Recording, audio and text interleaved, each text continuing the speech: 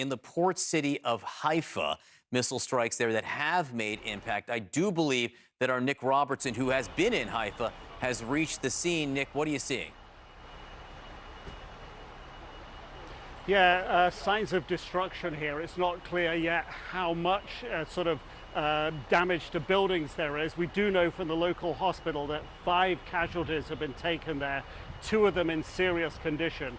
The location we're at, without being specific, because Israel doesn't want to give away operational information, is a central location in this city. And what I can see behind me here are all sorts of emergency crews. I've seen the paramedics in here. I've seen the ambulances racing away from the scene as we've walked in here. I've seen the police controlling the streets around here. The military are on the scene here as well as the fire service. And it's their hoses that I've been able to see spraying water underneath the bridge behind me in there. It's not clear what they're dousing, what flames may have erupted.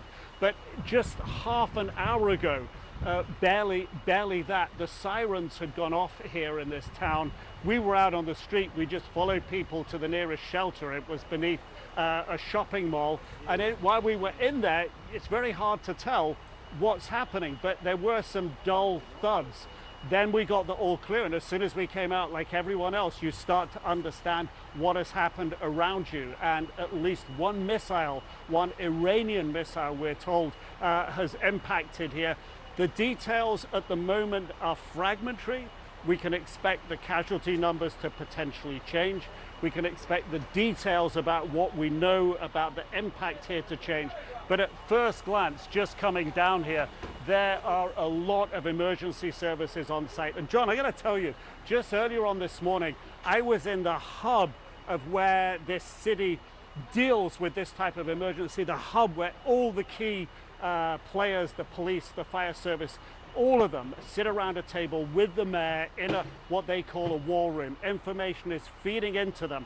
They filter that information, so the only information they get at that war room desk is key, cleared, critical information for them to make decisions about what to do. So I know right now that room is working at full speed with all their officials in there, feeding in information about this, deploying teams to the ground. There'll be rescue teams involved here as well. We may not have seen them yet, but they will be the ones dispatched to go in and check the buildings, check for people that are trapped, check for other people that are injured. It's a very, very coordinated effort, and what we're seeing here on the ground right now is precisely that effort playing out, and that is the resilience that city officials talk to us about in this city. Nick, just earlier, you and I were speaking, and it had been a quieter few hours, at least, in Haifa. That obviously ended quickly with the impact of this strike. But Haifa has been hit very hard over the last week during this back and forth here. The people in that city, what has it been like for them? You know, one of the other places I was in this morning, and I might have mentioned that to you, John, was a church that they'd opened the car park underneath the church for anyone of any religion to come in there, get shelter at times when the siren goes off. And, you know, there were mattresses in there, there were people clearly had sort of set up their home away from home down there. And the priest told me at nighttime, a lot of families come and live in there, and they do that because they are worried about these nighttime strikes. So again, this strike coming during the day is somewhat out of the normal. When we were on the street before the sirens, or as the sirens went off, I literally saw a father, a mother with 2 young children, tugging them by the hand, running up the street, following other people to try to get to this place of shelter, this car park underground car park that we all ended up in. It eats into people's psyche, if you will. It stresses them. One lady I was talking to in that bomb shelter just now told me it was the first time she had gone into the shelter. So Haifa has been targeted from the early days of this conflict. 3 people were killed not far from here in the very, very beginning of the conflict. So this city is very aware that it's in the crosshairs of Iranian missiles. Last night was a bit of a respite, but I gotta tell you, following on from our conversation earlier, John, about how it was quiet, it just shows me how everything here turns on a dime things change very quickly. The response is fast, but all of that eats into people's, it amplifies their stress levels. And as you can imagine, that's not good for anyone, John. A lot of anxiety there, to be sure. Nick Robertson at the scene of a missile strike in Haifa just a short time ago. No sign of de-escalation as Iran fires a fresh barrage of missiles towards Israel. Just moments ago, with the strike reported in Haifa, CNN is on the ground in both Israel and Iran. Let's go first to CNN international diplomatic editor Nick Robertson. He's in Haifa, Israel, along the Mediterranean, Israel's third largest city. What can you tell us about this latest attack, Nick? Yeah, Wolf, as far as we know so far, missile hitting the building behind me in central Haifa. It has caused, as far as we know, according to medical officials here, 2 serious casualties, 2 moderate casualties, and 18 other people with minor injuries. Several of those have already been taken to the main hospital here, which is, by the way, working underground. This missile came in here just a little over an hour ago. What you're seeing behind me here, Wolf, is a situation of destruction. And actually, Wolf, I'm being joined by the mayor of this city. You've been mayor here for almost 20 years. Tell me what has just happened. What are you seeing? What are you learning? The Iranians have decided to make Haifa a target, and as I see, they succeed. They succeed to choose very important targets. This is the center of the downtown. I revived the downtown and turned it to be a commercial site. And how many casualties here? 11 casualties that were moved to the hospital, to Rambam. And thanks God, nobody got killed. And you're normally in the war room. You're normally sitting at the head of the table, working on getting all the different teams in here. Tell me what we're looking at, because I see police, I see medics, I see rescue recovery. Explain to me what we're looking at here right now. You see everybody who has to do his job in the area he is in charge of. And thanks God, they are immediately turning down and coming here.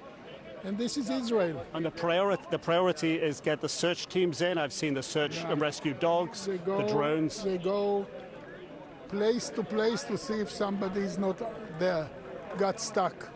The people who died in former places like this, they got stuck. You want to make sure there's no one trapped. No. Was there anyone stuck in there now? No. Up to now, no. You just told me here you revived this part of the city. You've been mayor for 20 years.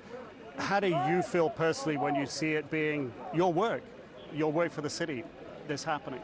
Look, I don't like wars. I've been personally in 10 wars. This is not the name of the game. The name of the game is peace. And we have a lot to help others. And we should do it. You know, the most important universities are situated in Haifa. It is a mixed city, and it gets on for the most part. It's the only mixed city in the world which is exercising for more than 100 years full peace between Jews and Arabs. So let me ask you this question then. There's diplomacy going on in Geneva right now with the Iranian foreign minister, some European foreign ministers. President Trump right now has said he's going to wait 2 weeks before he makes a decision what to happen next. What are you hoping for from these different diplomatic pieces? Peace, that the peace treaty will come out of it. And President Trump waiting 2 weeks to make a decision, what do you think about that? It's too much. Why? Because we have no time. You see what's going in the middle time. There's more destruction. They have to sit now and negotiate and design a treaty. It's not a big deal, and do it. In your understanding, President Trump's analysis of what's going on is giving time for diplomacy, it appears. Are you happy with what you hear from him? Because one day it seems to be he's leaning towards the military action, another day he seems to be leaning towards diplomacy. What's your sense? A fixed answer I can't get from Trump. And this bothers me. Why? Because I like stability. And I think that he has to give me this stability. Your leaders here don't want to push him one way or another in the country. Talk to them. Why you interview me? When you walk away from this now, what's next? How do you keep the city working and functioning? Because I hear from your teams, you have a very clear directive. In 24 hours, I want the city looking normal again. Yeah. Well, why is that? Because you can't live in the middle of a war. People don't like it. People are worried about their kids. The income, no income in war. I've seen photographs where there's been a bomb one night and repairs by the morning. It's about resilience. Speak to me about the resilience. Yeah, there was a bomb which destroyed the whole area, and I stood there, and I stood 5 hours, and after 5 hours it was totally repaired, and people who came there got up in the morning and took their car and moved over there, didn't believe that there was a war there.